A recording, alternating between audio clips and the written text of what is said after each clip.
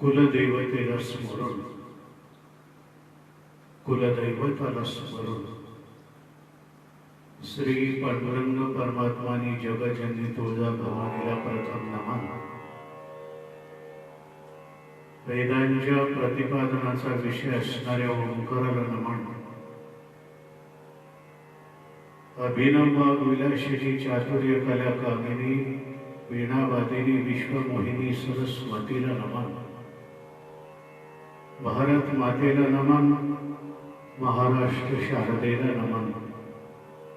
कैवल्य चक्रवर्ती सकल संतोदय सम्राट विश्वमौली ज्ञानेश्वर महाराज, जगद्गुरु संत श्रेष्ठ तुकाराम महाराजांना नमन. श्री गुरु चरणाला नमन. सकल संत जनांना नमन. रामकृष्ण हरी. काळाच्या ओघामध्ये शिवस्वराज्य गाथा फेसबुक पेजच्या माध्यमातून आज आपल्या सर्वांच्या भेटीचा योग आलेला आहे. शिवरायांचे 8वे रूप, शिवरायांचा 8वा प्रताप, शिवरायांचा 8वा साक्षेप भूमंडळी. समग्र जीवसृष्टीमध्ये ज्या भाग्यवान माणसाचं जीवन योग्य प्रकारे योग्य दिशेनं योग्य वाटेवर वाटचाल करताय, मग ते जीवन कोणत्याही पातळीवरचं असू दे, ते जीवन वैयक्तिक पातळीवरचं असू दे, ते जीवन कौटुंबिक पातळीवरचं असू दे, ते जीवन गाव पातळीवरचं असू दे, ते जीवन परिसर पातळीवरचं असू दे, ते जीवन तालुका पातळीवरचं असू दे, ते जीवन जिल्हा पातळीवरचं असू दे, ते जीवन प्रांतीय पातळीवरचं असू दे, ते जीवन राष्ट्रीय पातळीवरचं असू दे, किंबहुना ते जीवन जागतिक पातळीवरचं असू दे, त्या प्रत्येक भाग्यवान माणसाच्या जीवनामध्ये कुणी नाही कुणी प्रेरक असावा लागतो, किंबहुना कुणाची नाही कुणाची प्रेरणा ही असावी लागते. आणि अशा प्रत्येक भाग्यवान माणूस त्या दृष्टीने प्रेरित असावा लागतो. ही अल्पशी प्रस्तावना आपल्या समोर मांडण्याचं कारण असं आहे की जगाच्या पाठीवरचे काही लेखक आहेत, काही विचारवंत आहेत, त्यांचं म्हणणं असं आहे की आम्हाला आमच्या मुलांना प्रेरणा देण्याकरता काही काल्पनिक पात्र निर्माण करावे लागले. पण तुम्ही भारतीय केवढे भाग्यवान आहात, की म्हणून तुम्ही महाराष्ट्रीयन केवढे भाग्यवान आहात की तुम्हाला तुमच्या मुलांना प्रेरणा देण्याकरता झाले बहु होतील बहु परी याच समहा. हे माझं एकट्याचं मत नाहीये बांधवांनो. जगाच्या पाठीवर जेवढे म्हणून इतिहास लेखक आहेत, जेवढे म्हणून इतिहास तज्ञ आहेत, जेवढे म्हणून साहित्यिक आहेत, जेवढे म्हणून विचारवंत आहेत, जेवढे म्हणून विद्वान आहेत, त्या सगळ्यांचं एक मत आहे. ते एक मत असं आहे, आजपर्यंत या जीवसृष्टीमध्ये अनेक राजे झाले, भविष्यामध्ये कदाचित होतील, पण ज्यांच्यासारखा राजा या जीवसृष्टीमध्ये झालाच नाही, ते या जीवसृष्टीमधलं एकमेव श्रेष्ठत्व म्हणजे छत्रपती शिवाजी महाराज. श्री महाराजांनी न्याय, नीती आणि धर्म यावर आधारित स्वराज्य निर्माण केले. ते स्वराज्य प्रत्यक्षामध्ये उतरण्याकरता, प्रत्यक्षामध्ये निर्माण होण्याकरता त्यांनी साम, दाम, भेद आणि दंड यापैकी एक किंवा या एकत्रित साधनांचा वापर केला. बांधवांनो, छत्रपती शिवाजी महाराजांना माणसाची पारख होती, किंबहुना ते माणसं वाचत होते.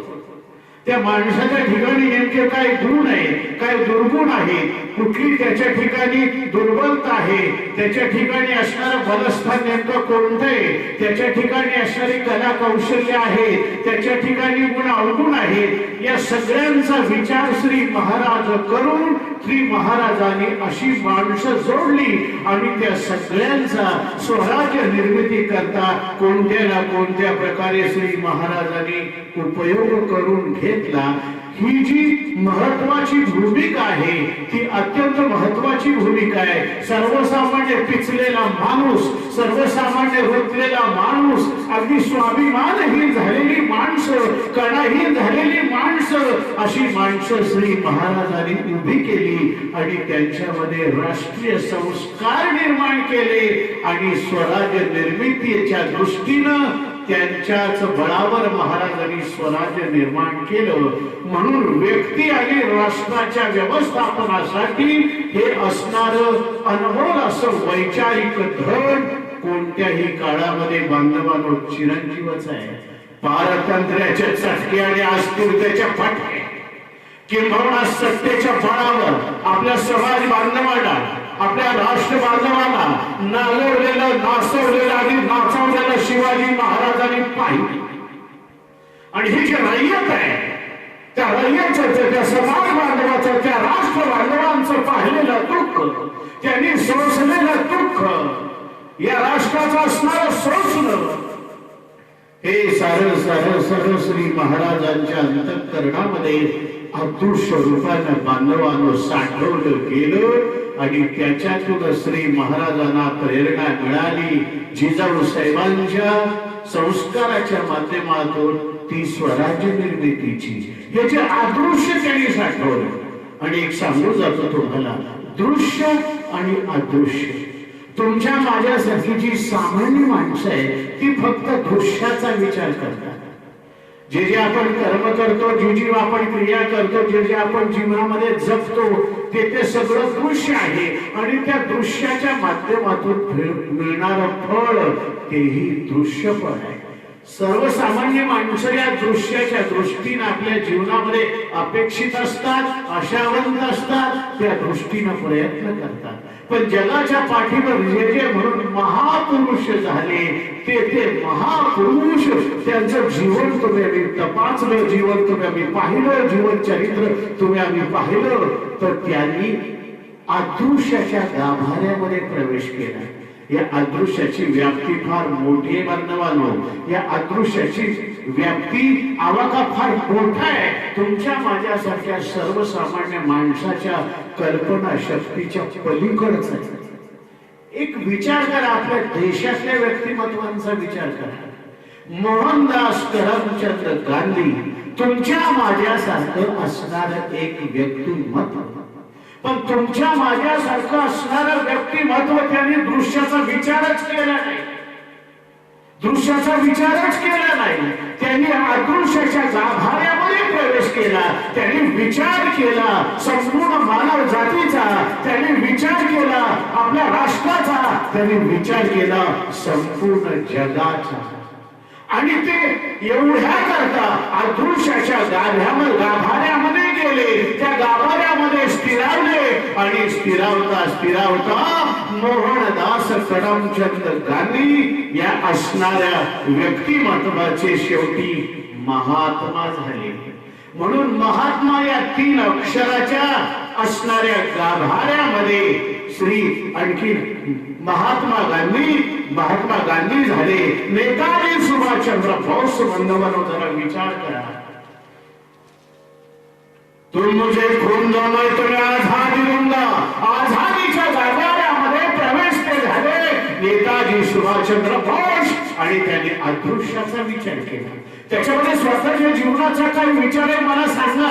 तुमच्या माझ्यासारखी सामान्य माणसं जो स्वतःचा विचार करतात याच्यापेक्षा त्यांनी विचार केला राष्ट्राचा, त्यांनी विचार केला स्वातंत्र्याचा, म्हणून ते नेताजी झाले। त्याचप्रमाणे लोकमान्य टिळक स्वराज्य हा माझा जन्मसिद्ध हक्कच आहे, स्वराज्याच्या गाभाऱ्यामध्ये प्रवेश ते झाले बांधवांनो। लोकमान्य टिळक, त्याचप्रमाणे शाहू फुले आंबेडकर आणि खऱ्या अर्थानं स्वावलंबनाचा मंत्र देणारे कर्मवीर भाऊराव पाटील यांचाही तुम्ही विचार करा। त्याचप्रमाणे समाजसेवक माननीय अण्णासाहेब हजारे त्यांचाही विचार करा. त्याप्रमाणे अनाथाची माय सिंधुताई सपकाळ अरे शेकडो मुलांचा संहार करते ती माऊली. दृश्याचा विचार त्या माऊलीनं कधी केलाच नाही. विचार केला तो केवळ आक्रोशाचाच विचार केला. मला सांगा ना, एवढी शेकडो मुलं सांभाळताय, दृश्यफळ काय आहे? दृश्यफळ काहीच नाही, पण आक्रोशफळ खऱ्या अर्थानं त्याला अनाथाची माय बनवून गेलं. बांधवानो, अनाथाची माय बनवून गेलं. अरे कितीतरी नावं सांगावी, मला सांगा ना. संत जनाबाई, संत मुक्ताबाई, जिजाऊ साहेब, सावित्रीबाई फुले, पुण्यश्लोक अहिल्याबाई होळकर, अरे झाशीची राणी, अशा कितीतरी देवांगणा, अशा कितीतरी नारी शक्ती अदृश्याच्या गाभाऱ्यामध्ये स्थिरावल्या. आजही वर्तमानामध्ये रतन टाटा, अंबानी बंधू, अजिम प्रेमी, आमिर खान, अमिताभ बच्चन, अक्षय कुमार, अरे क्रिकेट मधले सचिन सेहवाग, अशी कितीतरी विविध क्षेत्रातले नानावंत विचार करा ना. अरे करोडोचं धन, करोडो रुपयांचं धन आपल्या असणाऱ्या या भारतातल्या समाजाकरता राष्ट्रप्रेम म्हणून भारतावर आलेलं जे संकट आहे ते संकट निवारण होण्याकरता समर्पित करतात. मला सांगा ना, दृश्य रूपाने त्यांना काही मिळणार आहे? काही मिळणार नाही बांधवांनो. पण हे जे अदृश्य आहे ते अदृश्य समजण्याच्या पलीकडचं आहे. ही अदृश्याची भूमिका मी तुमच्या समोर का मांडतो जरा विचार करा. आजही आताही वर्तमानामध्ये संपूर्ण जगात एका अदृश्य असणारी शक्ती, अदृश्य असणारा शत्रू, त्या अदृश्य शक्तीनं, अदृश्य शत्रूनं, अदृश्य व्हायरसनं संपूर्ण जग आज हतबल केलंय. संपूर्ण जग आज मेटाकुटीत आलंय. संपूर्ण जग आज गुडघ्यावर आलेलं आहे. संपूर्ण जगत आज लॉकडाऊन झाले. विचार करा, विचार करा. अरे या जीवसृष्टीमध्ये महासत्ता व्हावी म्हणून स्वार्थी डाव, स्वार्थी राजकारण किंवा स्वार्थाच्याही पलीकडचं असणार घाणेरडं केलं एका देशानं. त्याचं नाव आहे चीन. त्याच्या चीनच्या गुहांमधून हा अदृश्य असणारा कोरोना नावाचा विषाणू बाहेर पडला. ऐका बांधवांनो, असंच घडलं होतं शिवाजी महाराजांच्या स्वराज्यामध्ये. असंच घडलं होतं. अगदी थोडक्यामध्ये तुम्हाला दिग्दर्शन करून जातो. श्री छत्रपती शिवाजी महाराजांची पहिली 6 वर्षे शिवनेरी गडावर, पुढची 4 वर्ष पुण्याच्या लाल महालामध्ये, पुढची 2 वर्ष बंगळूरच्या मुक्कामी शहाजी राजांच्या सहवासामध्ये आणि पुढचा बाकीचा सर्व काळ 12 मावळच्या दर्याखोऱ्यामध्ये. याच्यातूनच संघटन वाढत गेलं. 1चे 2, 2चे 4, 4चे 8, 5चे 25 आणि स्वराज्याची प्रतिज्ञा झाली 15 एप्रिल 1645 रोहिडेश्वरावर. 1646 ला तोरणावर घेऊन श्री महाराजांनी स्वराज्याचं तोरण बांधलं आणि 1648 ला पुरंदरचं रणांगण श्री महाराजांनी दगड खोंड्याने जिंकलं. 1649 ला शिवाजी महाराजांचं स्वराज्य होतं 25 कोस लांब आणि 12 कोस रुंद. स्वराज्य मागून नाही मिळालं, स्वराज्य दाराहून नाही मिळालं. 25 कोस लांब आणि 12 कोस रुंद एवढं शिवाजी महाराजांचं स्वराज्य.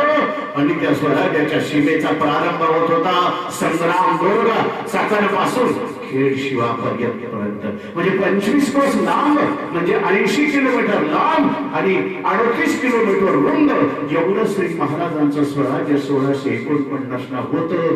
पण गड हळूहळू जोडत गेले, जीवन हळूहळू जोडत गेली, रयत एकरूप होत गेली आणि होता होता स्वराज्याचा डाव रंगामध्ये आला. गडाची संख्या स्वराज्यामध्ये 40 पर्यंत गेली, फौज 20,000 पर्यंत गेली. त्याच्यावर देशाची गणकाची नेमणूक झाली. नेताजी पाल सरकार सर्वमत झाले. संतांनी सत्ता या राष्ट्राच्या घोडावर नाचत असताना, संतांनी सत्तेच्या चौड्यामध्ये चढत असताना या शहाजी राजाच्या पोरानं स्वराज्याचा डाव मांडला काय, त्याला प्रतिसाद मिळाला काय आणि स्वराज्याचा डाव ऐन रंगामध्ये आला काय. या राष्ट्राच्या ओढावर थाय थाय थाय नाचणाऱ्या 5 सुलतानी सत्ताला हे मानवणारा नव्हतं. आणि विजापूरच्या दरबारामध्ये विचार सुरू झाला, या शहाजी राजाच्या पोराचा नायनाट करायला हवा, त्याच्या स्वराज्याचा नायनाट करायला हवा. मग त्याच्या करता कोरोना सारखा एखादा विषाणू जर सोडला तर सोडता येईल. कोरोना सारखा विषाणू, आणि पण तो विषाणू कोण आहे जो या शहाजी राजाच्या पोराचा बंदोबस्त करील. आणि एवढ्या करता विजापूरच्या आदिलशाहीने आपला दरबार भरवला. सगळे मातावर सरदार दरबारामध्ये हजर झालेले होते. त्यावेळेला दरबारचा कारभार बडी बेगम साहेबा पाहत होती. अत्यंत पाधाळ यांची बाई होती. ती दरबारामध्ये आली आणि एकदम कडाडली, कौन है वो लाड़े तकदीर बुलंद करने वाला जो काफिर शिवों को पकड़कर हमारे सामने लेकर आए, हाय कोई सूरमा हमारे दरबार में. शिवाजी महाराजांचं नाव ऐकल्याबरोबर सगळ्या माताबर सरदारांनी आपापल्या मानाखाली घातल्या. कुणाचीच मान ओढ होत नाहीये. ती बडी बेगम साहेबा पुन्हा एकदा तुच्छ दरबारावर फिरवली आणि मोठ्या खेळानं बोलते, कोई सूरमा नहीं हमारे दरबार में जो काफिर शिवों को पकड़कर हमारे सामने लेकर आए, लानत है हमें हमारे दरबार पर. कुणाचीच मानवर होत नाहीये. एवढ्यामध्ये दीपाळ असा वादळासारखा उठला. त्याची पावलं सुवर्ण तख्तातल्या पडायला लागली. त्याच्या पावलांचा कर्णकार असा आवाज यायला लागला. सुवर्ण तख्तासमोर सुवर्ण ताट मांडलेलं होतं. त्याच्यामध्ये पैक्याचे विडे होते. त्या दीपाळने गेला, पैक्याचे विडे उचलले. तो बोलतो वो तो पहाड़ का चूहा पकड़कर घोड़े पर बांधकर लेके आऊंगा, सगळे घोडे आयुषी घेऊन येऊ. हाच तो स्वराज्याचा नायनाट करायला निघालेला कोरोना सारखा विषाणू. त्याचं नाव आहे अफजल खान. हा विषाणू आदिलशाहीने निर्माण केला. आता सगळं सांगत बसायला वेळ नाही बंधवानो. फार मोठी फौज दिली आदिलशाहीने. त्याच्या बरोबर 10,000 घोडदळ, 12,000 पायदळ, 200 उंट, 65 हत्ती, मेने, पालखे, घोड्या, सगळं वेगळं. जून 1659 मध्ये त्याने विजापूर सोडला. आणि अफजल खान रूपी कोरोना व्हायरसचा पहिला हॉटस्पॉट ठरला तुळजापूर. आई जगाकडे तुळजा भवानी वास करते तुळजामध्ये. या महाराष्ट्राच्या जी भोसल्यांची कुलदेवता ही आई जगजाने तुळजा भवानीला दैवाने दाखवल्याशिवाय कुठल्याही घरामध्ये वरण आणि पुरण शिजत नाही. आणि तो व्हायरस धडकला. अफजल खान नावाचा व्हायरस धडकला तुळजापुरावर. हातामध्ये हातोडा घेतला. आई तुळजा भवानीच्या मंदिरामध्ये आला. आई तुळजा भवानीकडे पाहतो, आय पुत्र कापला, बताओ तेरी ताकद, बताओ तेरी आजमत. काही विचार केला नाही. हातातल्या हातोड्याचे घाव तुळजा भवानीवर घालायला सुरुवात केली. अरे तुळजा भवानी कल्ली, तुळजा भवानी फुटली. ठिकऱ्या ठिकऱ्या झाल्या तुळजा भवानीच्या. या अफजल खान रूपी कोरोना व्हायरसचा पहिला हॉटस्पॉट ठरला तो तुळजापूर. नीट ऐका, गुहांमधून निघालेला व्हायरस जो कोरोना, तो प्रथम आला दिल्ली मुंबईच्या विमानतळावर आणि तिथून हॉटस्पॉट बनत गेले संपूर्ण भारत वर्षामध्ये. तसाच हा अफजल खान रूपी कोरोना व्हायरस पहिला हॉटस्पॉट ठरला तुळजापूर. आणि तिथून हा व्हायरस निघाला. आणि दुसरा हॉटस्पॉट ठरला पंढरपूर. चंद्रभागेच्या वाळवंटामध्ये आला. निर्दयपणे पुंडलिकाने चंद्रभागेमध्ये फेकून दिलं. अरे बडव्याने देव वाचवला. या कोरोना असणाऱ्या अफजल खान रूपी कोरोना व्हायरसचा तिसरा हॉटस्पॉट ठरला शिखर शिंगणापूर. आणि तिथून हा व्हायरस आला आणि स्थिरावला वाईला. कृष्णेच्या काठावर स्थिरावला होता. पण तो त्याने आपलं असणार आपली जी भावकी आहे व्हायरसची ती स्वराज्यामध्ये त्यांनी पाठवायला सुरुवात केली. एक एक सरदार निघाले, जाधवराव निघाले. त्यांनी सुपे प्रांतामध्ये पांढरे निघाले शिरवळ प्रांतामध्ये, खराडे गेले सासवड प्रांतामध्ये, शेती हिलाल गेला पुण्यामध्ये आणि सैफ खान गेला तळ कोकण मध्ये. आणि हे सगळे हॉटस्पॉट ठरले अफजल खान रूपी व्हायरसचे स्वराज्याचा नायनाट करायला आलेले.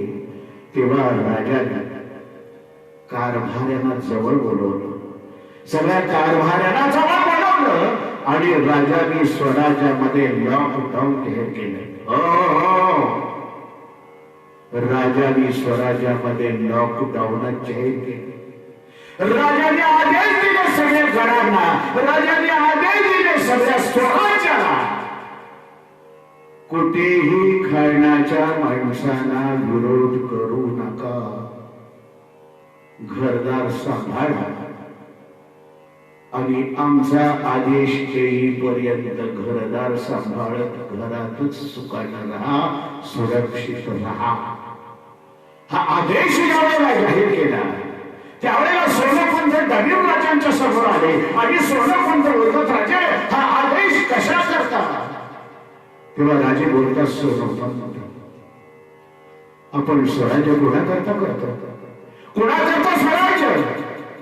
आपल्या रयतेकरता, आपल्या प्रजेकरता. पण प्रजा जर राहिली नाही तर स्वराज्य करून तरी काय उपयोग आहे? म्हणून प्रजा सुरक्षित राहिली पाहिजे, हे आपलं पहिलं परम कर्तव्य.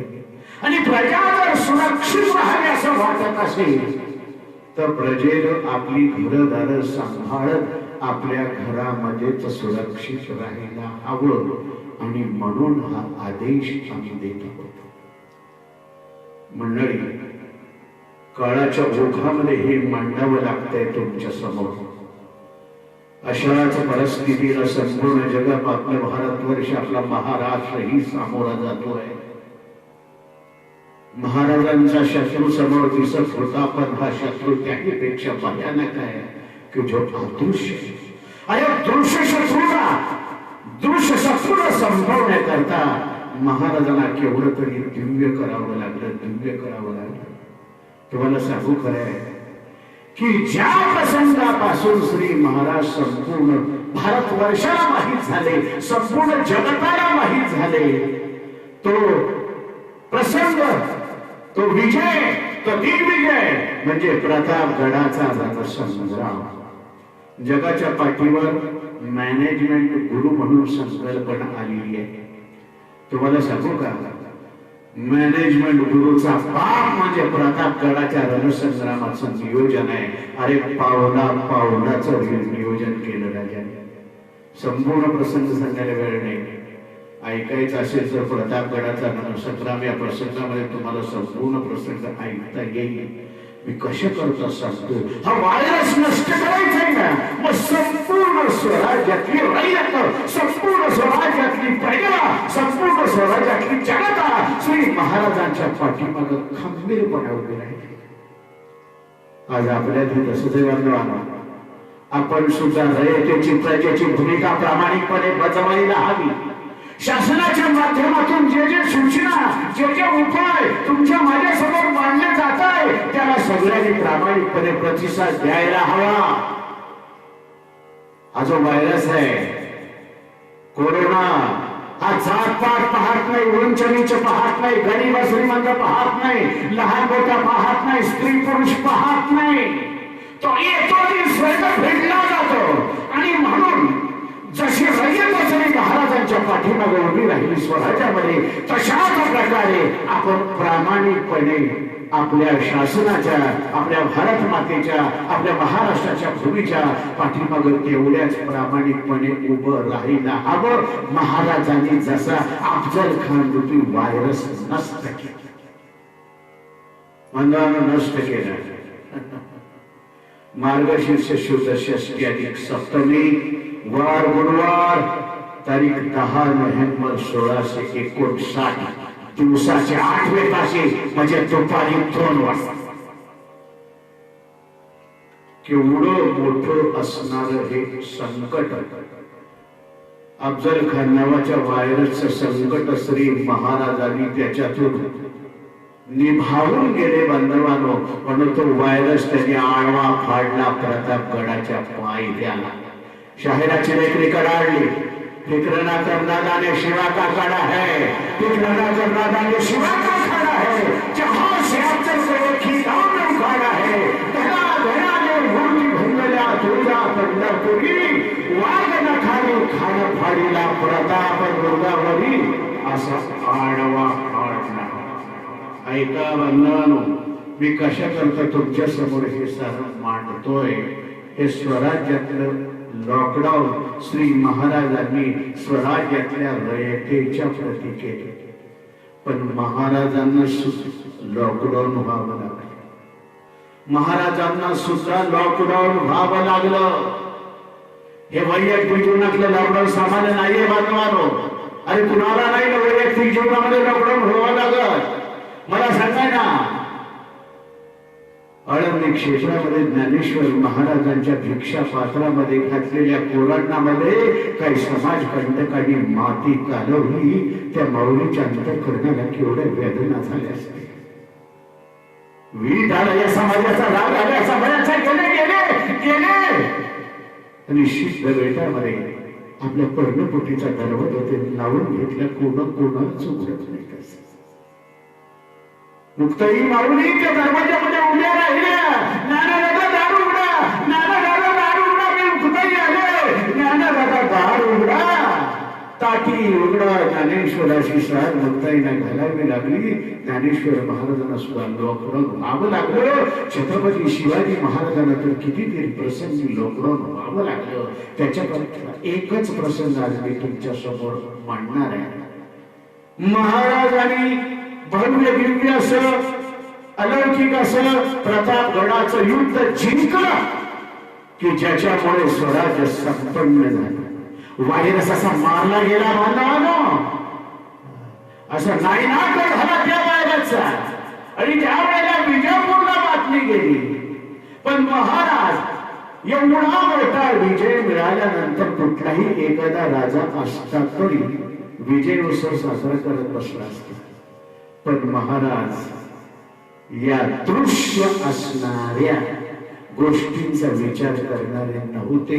महाराज होते ते अदृश्याच्या गाभाऱ्यामध्ये होते. बांधवांनो, कसल्याही प्रकारचा डामाडोल, कसल्याही प्रकारचा उत्सव त्यांनी साजरा केला नाही. आणि महाराज निघाले मोहिमेवर. आणि अवघ्या 18 दिवसामध्ये खटाव मायनीपासून कराड कोल्हापूर पर्यंत एवढंच काही विजापूरकरांचा कौस्तुभ म्हणून स्वराज्याच्या सीमेवर मिळवणारा पन्हाळा सुद्धा श्री महाराजांनी स्वराज्यामध्ये सामील केला. स्वराज्यामध्ये सामील केला पन्हाळा.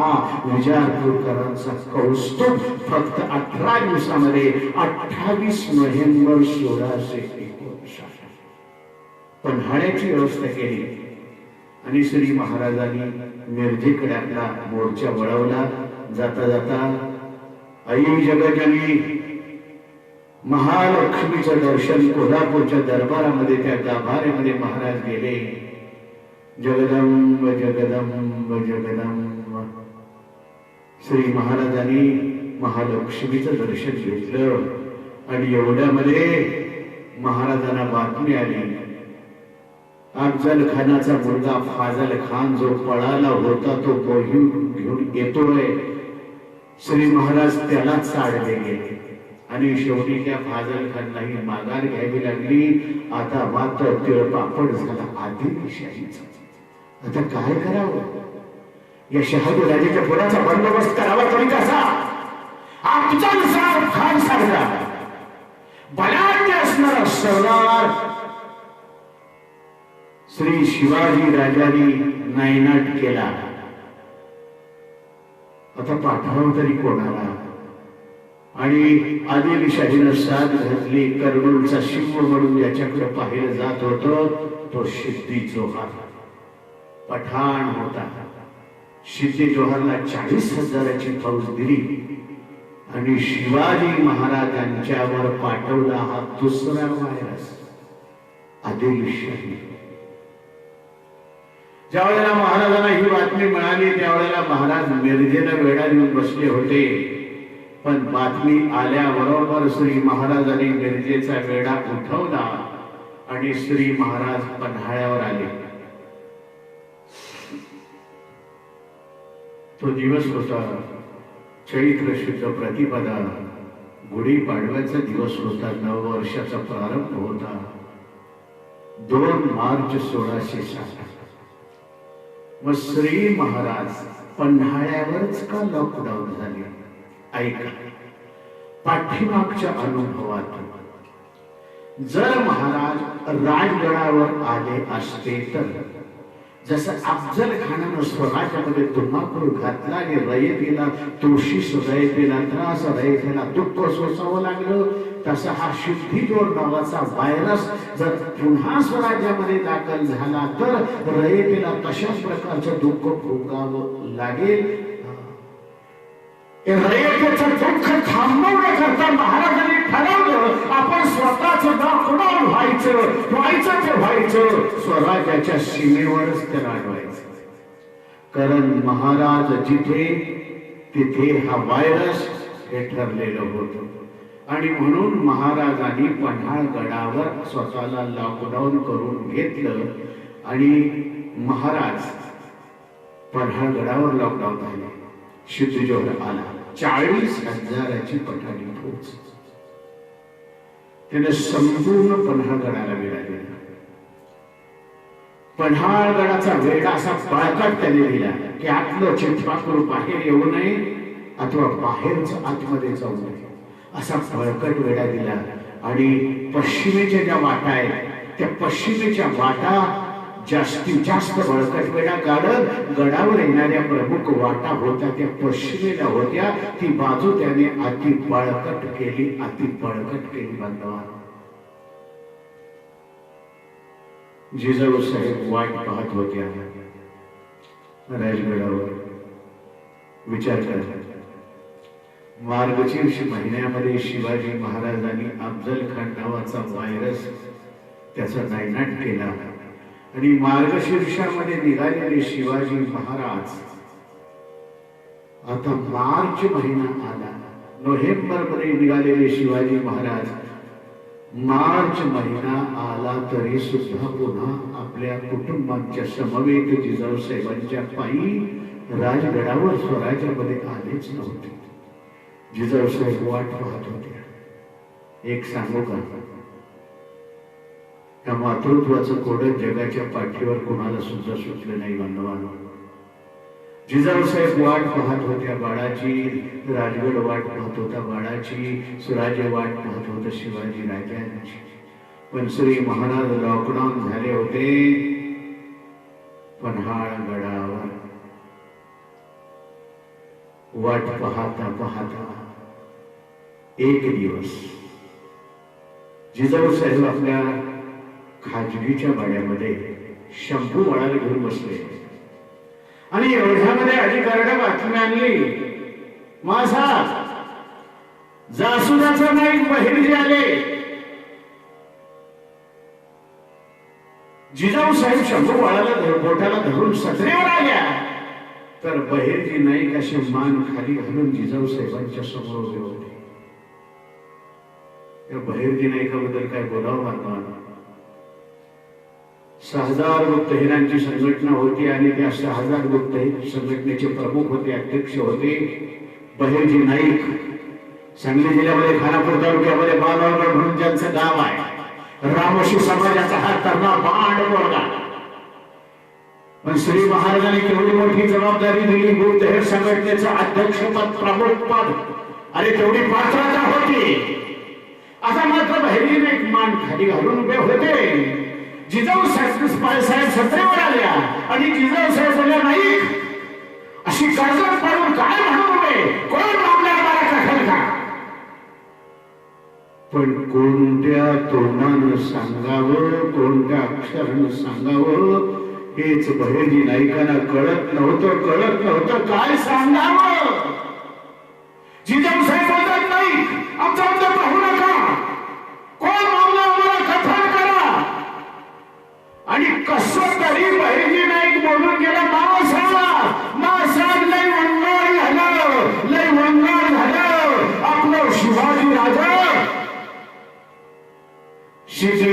प्रेमाच्या वेड्यामध्ये पणाळ गळावर अडकलं मासाहेब, लई वंगाळ झालं बघा, लई वंगाळ झालं. नाईक म्हणून जिजाऊ साहेब आपल्या महालामध्ये पुन्हा गेल्या. जिजाऊ साहेब विचार करत होत्या, आता हा वेळा फोडायचा कसा. मदत होणार होती सरलष्कर नेताजी पालकरांची, पण नेताजी पालकर गदग मुक्कामी कर्नाटक मध्ये राजांच्या आज्ञेनं विजापूरकरांच्या असणाऱ्या प्रदेशावर स्वार होते. विचार करता जिजाऊ साहेब करावं काय, आणि जिजाऊ साहेबांनी निर्णय घेतला, आता हा वेळा आपणच फोडायचा. जिजाऊ साहेब सिद्ध झाल्या वेळा फोडायला. कमरेला शेदा तलवार म्यान, आणि एवढ्यामध्ये जिजाऊ साहेबांना वर्दी आणि सरलष्कर नेताजी पालकर येत आहे. नेताजी पालकर आले, त्यांच्याबरोबर शिर्डी हिलाल आणि त्यांचा मुलगा शिर्डी वाहवा सगळ्यांनी मुजरा केला. जिजाऊ साहेब बोलतात, सरलष्कर आम्हाला असं कळालं होतं, मराठ्यांच्या सरलष्कराच्या संसदेमध्ये हत्तीचा बाळ आहे, ते कमरेचा हत्यार खाली ठेवा, आम्ही खाचा जाणार आहोत, वेडा फोडायला आमच्या कामी येईल. कुबक म्हणून शंभू म्हणाले घेऊन जाणार आहोत. बहिर्ज नायकांचा अंतःकरण असं गलबत, शूरवीर होते, शिवाजी महाराजांचा उजवा हात होते. नेताजी पालकर म्हणतात, मास आहे हे कमरेचा हत्यार खाली ठेवाया, मेल्या भावनीचा दूध नाही आम्ही प्यालो, वेडा फोडू आणि मगच तुमच्या पायाचं दर्शन घेण्याकरता पुन्हा परत गेलो. नेताजी पालकर गेले. नेताजी पालकरांच्या इमानानं जे करायचं होतं ते सगळं केलं, पण 40,000च्या पठाणी फौजेसमोर नेताजी पालकरांचं काही चाललं नाही. बांधवानो, नेताजी पालकरांना माघार घ्यावी लागली. आता मात्र जिजाऊ साहेब चिंताक्रांत झाल्या. श्री महाराज पन्हाळगडावर लॉकडाऊन आहे, चिंताक्रांत आहे. असं किती दिवस पडून राहायचं, किती दिवस पडून राहायचं. आता ज्येष्ठाचा महिना आलेला होता, ज्येष्ठाचा महिना उगवलेला होता, असं किती दिवस पडून राहायचं. महाराज चिंताक्रांत होते, स्वराज्य चिंताक्रांत होतं, राजगड चिंताक्रांत होता, जिजाऊ साहेब चिंताक्रांत होता, पन्हाळा चिंताक्रांत होता. किती दिवस पडून राहायचं. पावसाळ्याची सुरुवात होणार होती, तरी पण शिट्टी जोहर आपला वेडा थोडा सुद्धा ढिला पडू देत नव्हता.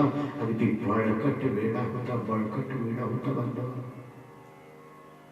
महाराजांची चौकी पहारे अगदी जागृत होते. रात्रंदिवस महाराजांच्या चौकी पहारे जागृत होते. आणि एक दिवस जो पुसाटीचा बुरुज आहे, त्या पुसाटीच्या बुरुजावर दोघा पहारेकऱ्यांचा पहारा होता. पहारा जागता होता. जागे रहा, जागे रहा आवाज येत होता. दोघं होते. रामा होता, एकाचं नाव रामा, त्याचा मित्र होता. दोघांचाही पहारा, दोघंही गस्तीवर आहे. आणि एवढ्यामध्ये पुसाटीच्या बुरुजा खालून आवाज आला,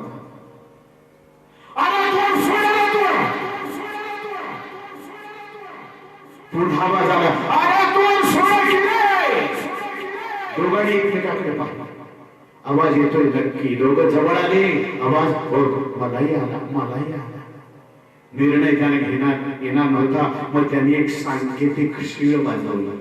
श्री महाराजांचं गुप्तहेर खातं इतकं जबरदस्त होतं, इतकं प्रभावी होतं. बांधवांनो, सगळ्या सांकेतिक गुन्हा फक्त त्यांनाच कळत होत्या.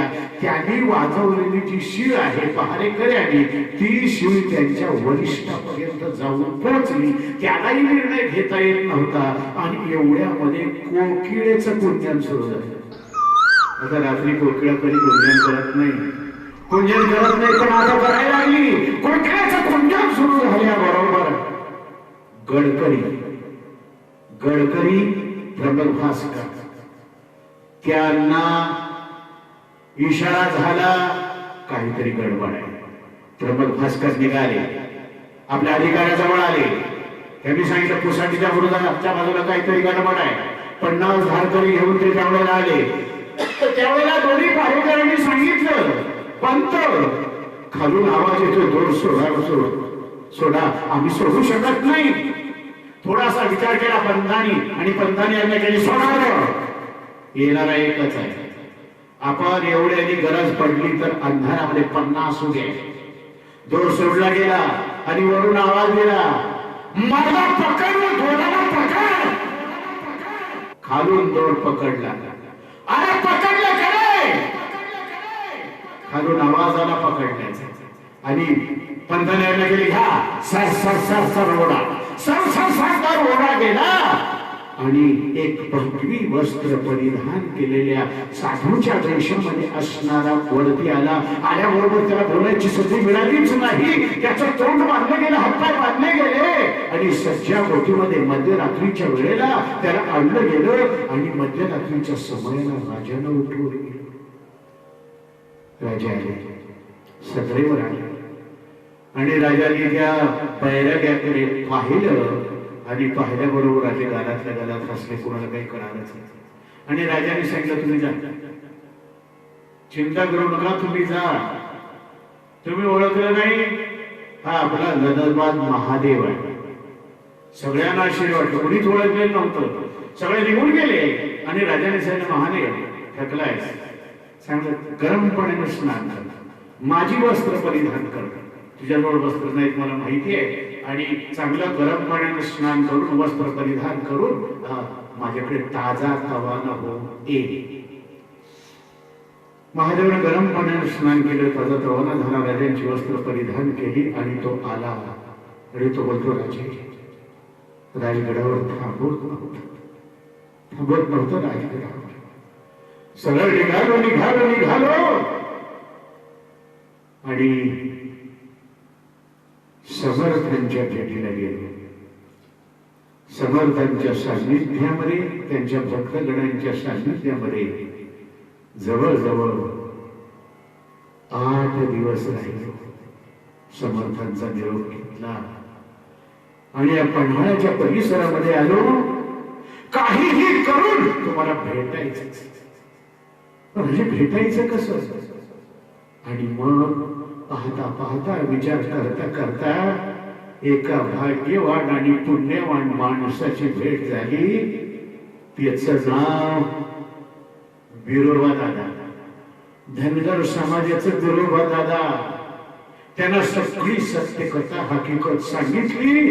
त्यांनी सहकार्य करण्याचं मान्य केलं आणि त्या पुण्यवान माणसाचं तुमच्यावर राजे एवढे प्रेम आहे, त्याने आपला पोरगाच मला बनवून टाकला आणि प्रयत्न करून सिद्धी जोहारच्या फौजेमध्ये पहाऱ्यावर लावलं आणि पुसाटीच्या पुढच्या खालचा पहारा मिळाला मागून मागून मागून आणि राजे इथपर्यंत आलो.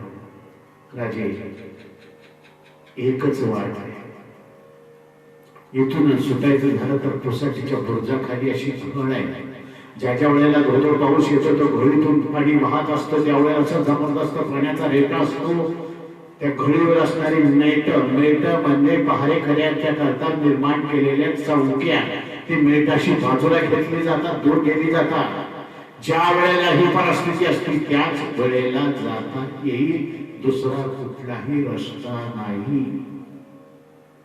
राजाने सांगितलं, महादेव खूप चांगली गोष्ट केलीस. आणि राजाने आपली योजना आकारायला सुरुवात केली.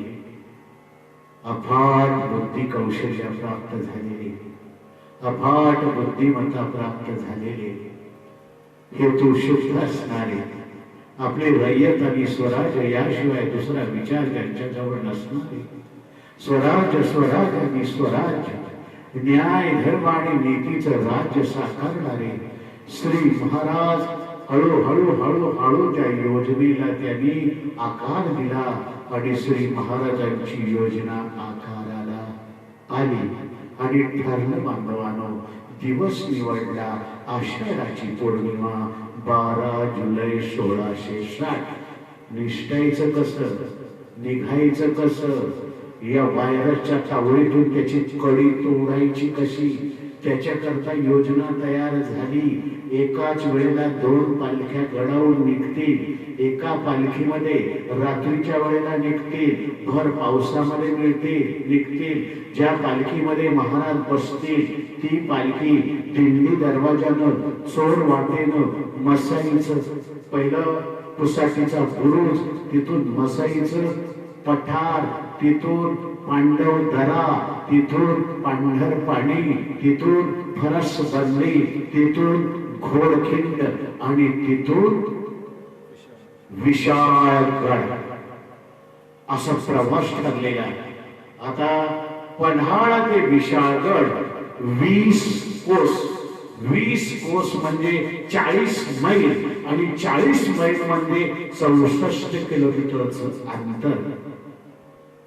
सडक आणि डांबरीचा प्रश्नच नव्हता हो. सगळी डोंगर दळ्यातून, खास खाळग्यातून पावसाचे दिवस हा प्रवास करायचा होता. तोही घोड्यावरून नाहीये, पालखीतून पायी प्रवास करायचा होता.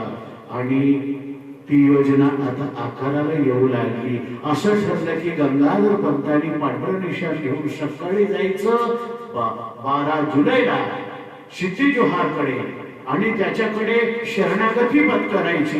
त्याला विश्वासात घ्यायचं आणि त्याला सांगायचं, बिनशर्त राजे तुम्हाला शरण यायला तयार आहे, कसल्याही प्रकारची अट नाही. विजापूरच्या दरबारामध्ये राजांचं करायचंय ते करा. विजापूरकरांची चाकरी पत्करण्याकरता राजे तयार आहे आणि फक्त राजांच्या जीविताची हमी व्हावी, मिळावी. राजे उद्या म्हणजे 13 जुलै 1660 ला सूर्य माध्यानाशी आल्यावर आपल्या भेटी करता येतील शरणागती म्हणून. आणि 12 जुलैच्या रात्रीच त्या वायराची कडी तोडायची अशा प्रकारची योजना होती. पण आता 2 पालख्यांचं काम सुरू झालं. दोन्ही पालख्या एक सारख्या तयार होत होत्या. पण एक उणी होती, दुसऱ्या पालखीमध्ये शिवाजी राजे हवे होते, प्रति शिवाजी राजे. पण आता कुठून आणायचे शिवाजी राजांना? शोध सुरू झाला आणि सापडले शिवाजी राजे, सापडले. अरे पन्हाळगडच्या पायथ्याला नेवापूर म्हणून गाव आहे. त्या नेवापूरचा शिवकाशी नावाचा एक वाणिक समाजाचा, धाबी समाजाचा, शिवाजी महाराजांच्या वयाचा, शिवाजी महाराजांच्या सारख्या अंगलटीचा, शिवाजी महाराजांच्या चेहऱ्याची मिळता जुळता, शिवाजी महाराजांच्या सारखी दाढी राखलेला गडावर आणि गडाच्या परिसरामध्ये त्यांना पाहिलं की सगळे म्हणायची, या राजे. त्यालाही आनंद वाटायचा, राजांच्या सारखा दिसतो. आणि बाजीप्रमाणे एक दिवस राजांच्या समोर त्याला उभं केलं. राजाने पाहिलं, अशा राजांना आपलं प्रतिबिंब आपण पाहतोय, आपलं प्रतिबिंब आपण पाहतोय. गडावर कुणालाही ओळखलं नव्हतं, आपलं प्रतिबिंब आपण पाहतोय.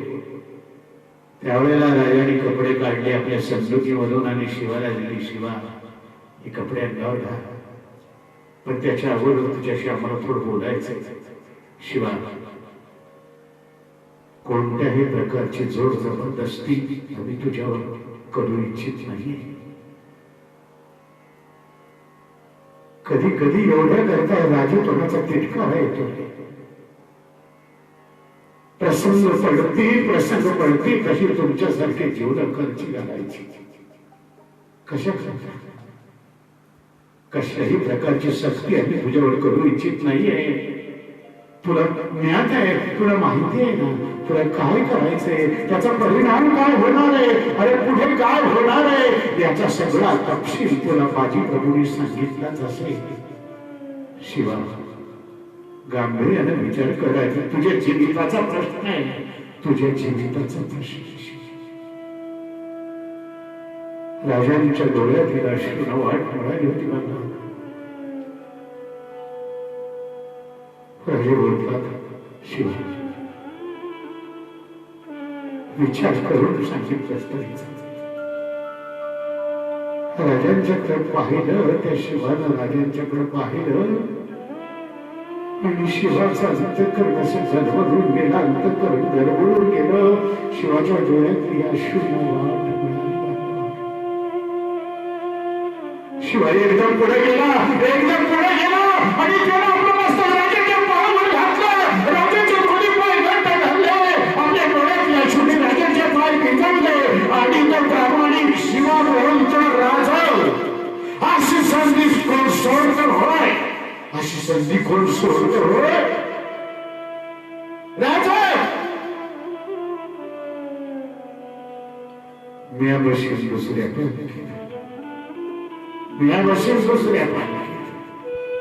राजे बोलत कोणत्याही शब्दामध्ये तुला समजून आम्हाला सुद्धा कळत नाही. आई भवानी तुझ्या पाठीशी सदैव राहील, स्वराज तुझ्या पाठीशी सदैव राहील. हे कपडे घाल शिवा. राजाने राजांच्या हातातले कपडे घेतले, आपल्या कपाळाला लावले. राजाने आपल्या हाताला चोरणा कसला कपडेला शेला बांधला, गिरे तो डोक्यावर ठेवला.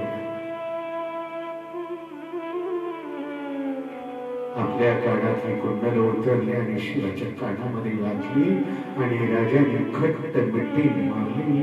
शिवाला खट्ट मिठी मारली. रय्यत आणि राजा वेगळे नव्हतेच बनलं. याच शिवानं पुढं बलिदान दिलं. संपूर्ण प्रसंग सांगायला वेळ नाही.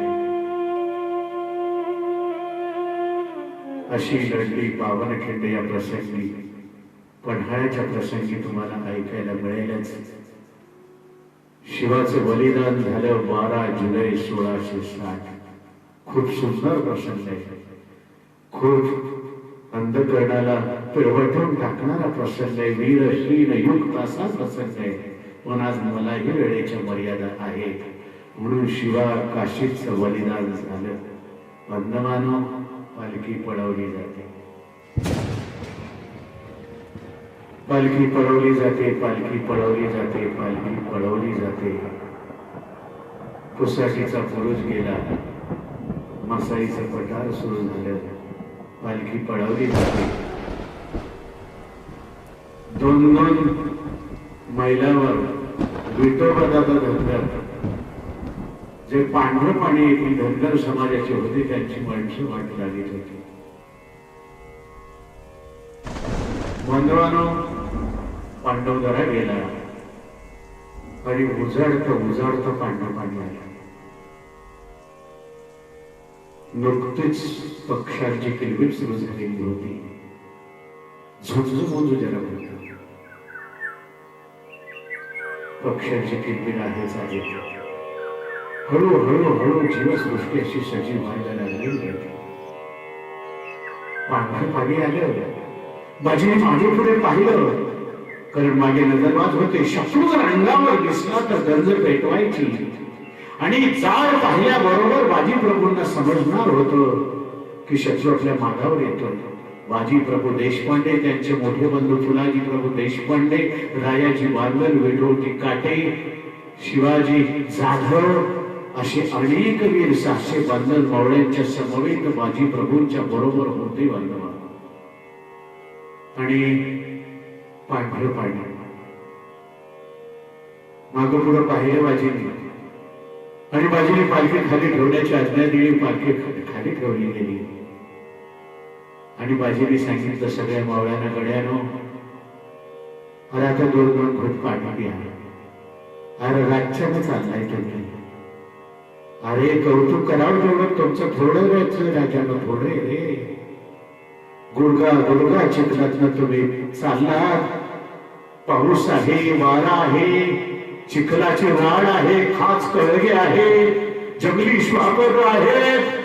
या सगळ्यांचा कशाचाही विचार न करता, आपल्या प्राणाचा विचार न करता, अरे तुमच्यातून काही जखमी सुद्धा झाले, कशाचा विचार न करता तुम्ही राज्याने चालताय.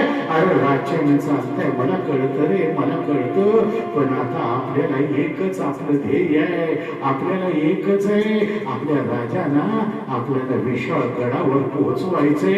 हेच आपल्या जीवनातलं ध्येय आहे. गड्यानो आता 2 घोट पाणी प्या आणि थोडीशी विश्रांती करा. सगळ्यांनी 2 घोट पाणी घेतलं आणि जिथे जागा मिळेल तिथे आडवी झाली. कोण जमिनीवर, कोण दगडावर, कोण छोट्याशा झुडपावर, सगळे सगळे विसावले आणि बाजी प्रभूने राजांच्याकडे पाहिले. एक सांगून जात, राजांचं प्रत्येक माणूस हे जरी आकाराने माणूस असलं तरी राजांच्या अंतःकरणामधली ती सगळी श्रीमंती होती. म्हणून अदृश्य गाभाऱ्यामध्ये असणारे ते सगळे देव होते. बाजूला पाहिलं तर बाजी प्रभू नाही, खोपट दिसले. खोपट कसलं हो, अशी झाडाची पाणी पावल्या ढाळ्या टाकून बनवलेले झोपड. तिथे गेले बाजी प्रभू, तिथे गेले. गेल्याबरोबर आत डोकावलं. 60-65 वर्षाची माऊली अशी मान हलत होती. काटक्या कुटक्यानं सुरू पेटवलेली होती आणि त्याच्यावर एक असं पाण्याचं भांड पाणी तापवण्याकरता ठेवलेलं होतं. बाबूजी प्रभूंनी त्या माऊलीकडे पाहिलं आणि बाजी प्रभूंनी हाक मारली, आई, अहो आई. बाजी प्रभूंची हाक ऐकल्याबरोबर त्या माऊलीनं पाहिलं आणि पाहता पाहता विचारलं, कोण आहे ते? आई, मी शिवाजी राजांचा शिपाई आहे. शिवाजी राजा माहित आहेत ना तुला आई? ती माऊली काठी टेकत हळूहळू पावलानं जवळ आली आणि ती बोलती, अरे माझा पोर सुद्धा राजांच्या फौजेमध्ये आहे रे. अरे माझा पोर सुद्धा राजांच्या फौजेमध्ये आहे. आपला राजा म्हणजे देव आहे रे, आपला राजा म्हणजे देव आहे. आई, पण आज आपला देव रात्रीपासून उपवास आहे बघ. आपला देव रात्रीपासून उपवास आहे. काही नाही खाल्लं आपल्या देवाने, काही नाही खाल्लं आपल्या राजाने. तुझ्या घरात काही असत देग माऊली, देग आई, काय असत दे. त्या माऊलीचं अंतःकरण म्हणून आलं होतं. शिवाजी राजांच्या बद्दल तिनं खूप ऐकलं होतं आपल्या मोडाच्या तोटून. ती गेली, भाकरीचं टोपलं उलट पालट करून पाहिलं. अर्ध्या भाकरीचा तुकडा त्या माऊलीच्या हातात. भाजी कशाची आणि काय करायची? मिरच्याचा ठेसा होता, तो भाकरीवर ठेवला आणि काठी टेकत टेकत ती माऊली बाजी प्रभूंच्या जवळ आली. तो अर्धा भाकरीचा तुकडा त्या माऊलीनं बाजी प्रभूंच्या हातामध्ये दिला आणि आपले डोळे पुसत पुसत ती बाजी प्रभू आणि ती माऊली राजांच्या जवळ आली. आल्याबरोबर बाजी बोलतात, राजे, रात्रीपासून आपण काहीच खाल्लं नाही. काही खाल्लं नाही राजा. त्या माऊलीनं हा अर्ध्या भाकरीचा तुकडा आपल्या करता दिलाय. ही भाकर जरी असली तरी त्या माऊलीचं प्रेम त्याच्यामध्ये भरभरून ओतलेलं आहे. राजा, 2 घास त्या खा आणि 2 घोट पाणी प्या. तशी ती माऊली मान हलवत राजांच्या जवळ गेली. राजांच्या गालावर हात फिरवले. त्या माऊलीनं हात फिरवले आणि ती माऊली बोलते, अरे माझा राजा देव आहेस रे, आमचा देव आहेस, आमचा देव आहेस. 2 घास खाऊन राजाने त्या माऊलीकडे पाहिलं आणि राजांना राजमाता, राष्ट्रमाता, धर्ममाता, लोकमाता जिजाऊ साहेबांचं दर्शन झालं. जगदंब जगदंब जगदंब. राजाने तो अर्ध्या भाकरीचा तुकडा खाल्ला. त्या माऊलीला धन्यता मिळाली. 2 घोट पाणी प्याले. आता सगळे ताजेतवाने झाले होते. आता परस बदल्याने खोड खेळले. असा मार्ग होता आणि बांधवानं वाटचाल सुरू झाली. वाटचाल सुरू झाली. परसमंदी मागं पडली. सूर्य एक प्रहरवर आलेला होता. म्हणजे जवळजवळ आता 9च्या पुढे सकाळची वेळ गेलेली होती. आणि एवढ्यामध्ये गंज मागे पेटल्याचा भास झाला. माझी प्रबळ पाठीमागे पाहिलं, गंज पेटलेली होती. ज्वार दिसत होत्या. याचा अर्थ शत्रू मागावर आहे. शत्रूला खबर मिळालेली आहे. चालत्या पालखी बरोबर चालत चालत माझी प्रभू राजांशी बोलतायत. राजे, शत्रू मागावर आहे. राजे, शत्रू मागावर आहे. घोड खिंड फक्त आता काहीच दूर आहे. आपल्याला घोडखिंड गाठावी लागेल. घोडखिंड गाठावी लागेल. घोडखिंडीवर गेल्याबरोबर राजे निम्मी फौज घेऊन तुम्ही विशाल गडाकडे वाटचाल करावी. आणि निम्मी फौज घेऊन मी घोडखिंडीमध्ये थांबतो. शत्रूचा किती सैन्य असू दे, किती फौज असू दे, तुम्ही विशाल गडावर पोहोचावं. आणि विशाल गडावर पोहोचल्याबरोबर तोफेचा आवाज द्यावा.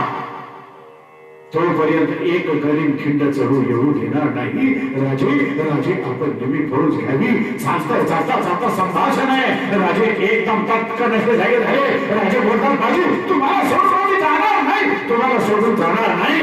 बाजी बोलतात, राजे आता चित्त करू नका. आता आग्रह धरू नका. राजे प्रसन्न बागाय, वेळ पण कमी आहे. प्रत्येक क्षणाला महत्व आहे. खिंड घोड खिंडीवर पोहोचल्या बरोबर निम्मी फौज घ्या. रायाची बांधव तुमच्या बरोबर येतील. 300 मावळ्या तुम्ही, 300 मावळ्या माझ्याकडे राहू द्या.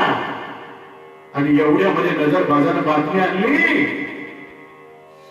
विशाळगडाला सूर्यराव सुर्वे आणि जसवंत दळवी पालवणीकर यांनी वेढा दिलेला आहे. एक संकटातून संपायचं दुसरं संकट उभं होतं. बांधवानो, पालखी गजापूरच्या घोडखिंडीवर पोहोचली. खिंड अगदी आपलं नाव सार्थ करत होती. खिंड, घोड खिंड म्हणजे खिंड अशी 150 पावलं लांब होती. 150 पावलं लांब होती. अति रुंद होती. एका वेळेला अनेकांना जाणं शक्य नव्हतं. आणि हे अंतर कापल्याशिवाय खिंड चढून जाता येत नव्हतं. आणि हीच जमेची बाजू होती. नियतीची ही जमेची बाजू होती. निसर्गाची ही जमेची बाजू होती. महाराजांच्या शुद्ध हेतूची. आणि ही जमेची बाजू होती स्वराज्याच्या पुण्याची. आणि हीच जमेची बाजू होती बाजीप्रभू देशपांड्यांची. राजे बाजीप्रभू खिंडीवर पोहोचले. पालखीतून राजे निघाले. आणि बांधवांनो, पुन्हा मावळे 2-2 गट पाणी घेऊन आडवे झाले. आणि एवढ्यामध्ये काही वेळामध्ये नजारा झाला. आणि बाजीप्रभूंना सांगितलं, माझी 1,500 तरी फौज असावी. शेवटी बसून हजार खान आपल्या फौजेसाठी येत आहे. बाजीने सगळ्या मावळ्यांच्याकडे पाहिलं. गड्यानो, अरे माझ्या भावानो, अरे आपण शिवाजी राजाचा सेवक आहोत. शिवाजी राजाचा सैनिक आहोत. एकच आपलं ध्येय आहे. आपल्या जीवाचा विचार करू नका. जीवाचा विचार करू नका. मरण आलं, मोक्ष प्राप्त होतो. ही संधी सगळ्यांना मिळत नाही. माझ्या लेकरांनो, माझ्या बांधवांनो, ही संधी सगळ्यांना मिळत नाही. जीवाचा विचार करूच नका. एकच आहे. जोपर्यंत राजे विशाळगडावर पोहोचत नाही, जोपर्यंत तोफेचा आवाज येत नाही, तोपर्यंत एक गडीवर खिंड चढून येता कामा नये. उठा माझ्या राजानो, उठा माझ्या राजानो. आपापल्या हातात सांभाळा. 2 तुकड्या करा. एक तुकडीचं नेतृत्व मी करतो 150 मावळ्यांच्या. आणि दुसऱ्या तुकडीचं नेतृत्व माझा फुलाजी दादा करेल. फुलाजी दादा करेल माझा. 2 तुकड्या केल्या गेल्या. आता प्रसंग खूप मोठा आहे. 2 तुकड्या केल्या गेल्या. साधारणपणे 10:30-11ला युद्धाला प्रारंभ झाला. हे युद्ध दुपारी 5 वाजेपर्यंत सायंकाळचं चालू होतं. जरा विचार करा. रात्री 10 पासून चालत निघालेले मावळे, थकलेले मावळे पुन्हा दिवसभर लढत होते. पण लढता लढता बाजींची जिंदी फौज आता कारच झालेली होती. निम्मे मावळे पडलेले होते. बाजींच्या अंगावर अनेक जखमा झालेल्या होत्या. बाजी लाल भडक दिसत होते. मुडकी धडावेगळी झालेली होती. शत्रूच्या सैन्याची अनेक जास्तीत जास्त शत्रूच्या सैन्याचं नुकसान झालेलं होतं. त्या घोडखिंडीतलं पाणी लाल भडक झालेलं होतं. वर्णवानो बाजी तरी लढत होते. दोन्ही हातामध्ये आता त्यांच्या समशेर होत्या. खर खर खर खर करत होत्या. आणि शिटी मसूदनं बंदूक मागवली. गोळी सुटली. सुसू करत आली. बाजीच्या छातीला लागली. बाजी बाजूला पडली. बाजीनं उचललं. मावळ्याने पाठीमागे गेलं. मागचे मावळे पुढे झाले. वर खिंड पुन्हा अजिंक्यच होते. असं रणांगण या शेती बसून पाहिलं नव्हतं. फाजल खान पाहिलं नव्हतं. या शिदी जोहारच्या या बिजापूरकरांच्या फौजेनं पाहिलं नव्हतं. असं रणांगण लढत होते. बाजी काही वेळ असाच गेला. इकडे राजांनी वेढा फोडला. सूर्यावर सुमलानी जसवंत सिंग दळवे पानवडीकरांचा वेढा राजाने फोडला आणि राजे गडावर पोहोचले. झुंजारराव पवार गडकरी होते. त्यांनी दरवाजा उघडला. राजांना आत घेतलं. राजांची ती अवस्था पाहिली. राजे बोलतात, झुंजारराव काही विचार करू नका, काही विचार करू नका. काही तोफेच्या खंड्याला बत्ती द्या. तोफेकडे निघाले. इकडे बाजी पडले. शुद्धीवर आले. शुद्धीवर आले. आणि बाजीने त्याच अवस्थेमध्ये सगळ्यांना विचारलं. राजे गडावर पोहोचले. तोफेचा आवाज झाला. सगळ्यांनी नकारार्थी माना हलवल्या. आणि त्याही अवस्थेमध्ये बाजी विटेवर असा पहार दिला. बाजी तारकन उठले. राजे गडावर पोहोचले नाही. तोफेचा आवाज झाला नाही. आणि बाजी जातो कसा झोकवले जात होते बाजीची. आणि एवढ्यामध्ये विशाल गडावरून तोफेचे आवाज झाले. विशाल गडावरून तोफेचे आवाज झाले. आणि विशाल गडावरून झालेल्या तोफेचे आवाज बाजींच्या कानावर पोहोचले. आणि त्याही स्थितीमध्ये बाजींच्या मुखकमलावर हा श्रू म्हणलं. गडावर राजगडावर पोहोचलं. आपली फतेह झाली. आपली फतेह झाली. राज गडावर पोहोचलं. राज गुजरा. राज गुजरा.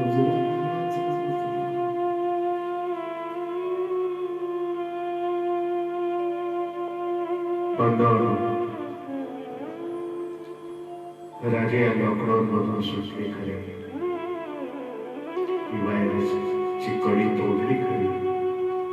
पण शिवाकाशी सारखे बाजी प्रभू सारखे 650 मावळे त्याच्यातले काही जखमी गडावर पोहोचले. बाजी प्रभू, फुलाजी प्रभू, बाकी सगळ्यांचे मृतदेह विशाळ गडावर आणण्यात आले. आणि पाताळ दरी होऊन आहे. त्या पाताळ दरीमध्ये सगळ्यांचा सामूहिक अंत्यसंस्कार राजांच्या उपस्थितीमध्ये झाला. बाजी प्रभू म्हणाले होते राजांना, राज लाख मेली तरी चालतील, पण लाखाचा पोशिंदा जगावा. हे सार्थ केलं बाजींनी.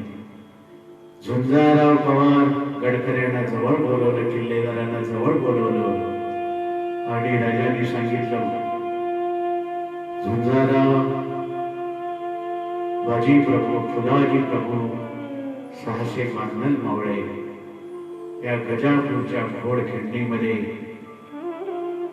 शहीद झाले. त्यांचं बलिदान झालं. त्यांच्या त्यागानं, स्वराज्याकरता केलेल्या त्यागानं गजापूरची घोडखिंड खऱ्या अर्थानं पावन झालेली आहे. आणि म्हणून आजपासून या गजापूरच्या घोडखिंडीचं नाव आहे पावन खिंड. मंडळी,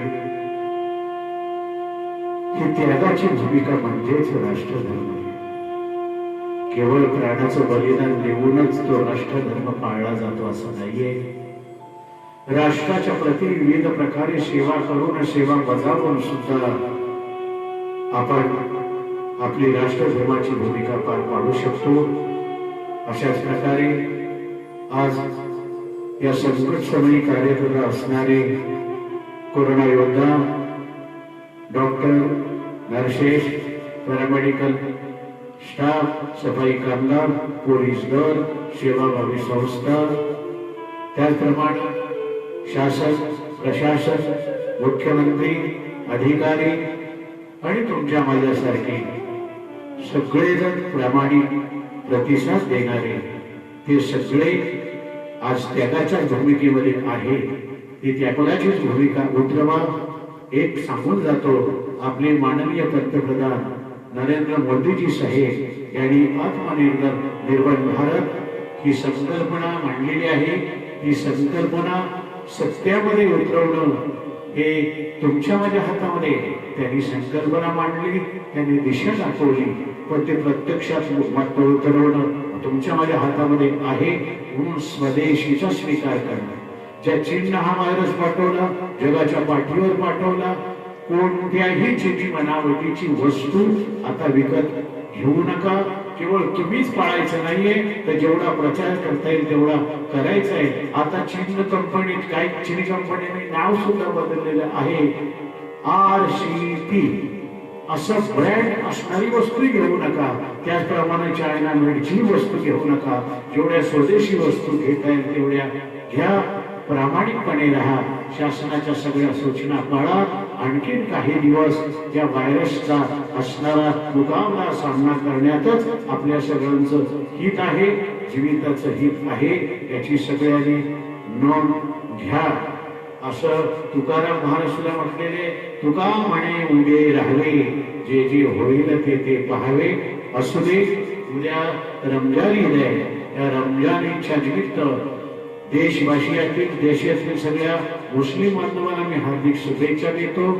त्याचप्रमाणे शिवस्वराज्य फेसबुक व शिवस्वराज्य गाथा YouTube चॅनल या माध्यमातून आता आपण प्रारंभ केलेला आहे. हळूहळू आपण संपूर्ण शिवस्वराज्य या माध्यमातून तुमच्या समोर येण्याचा योग येणारच आहे. काळाच्या ओघामध्ये हे सगळं घडतंय. या तंत्रज्ञानाचा उपयोग आपण प्रत्यक्ष भेटत नसलो तरी या साधनाच्या, या तंत्रज्ञानाच्या माध्यमातून आपण भेटतोय. पुन्हा एकदा सर्वांना धन्यवाद द्यायचे आणि एकच प्रार्थना करायची, या राष्ट्रदेवतेनं मला काय दिलं, यापेक्षा राष्ट्रदेवतेला मी काय देऊ शकतो, एवढा एकच विचार करा आणि राष्ट्रदेवतेचे पायी व्हा. धन्यवाद.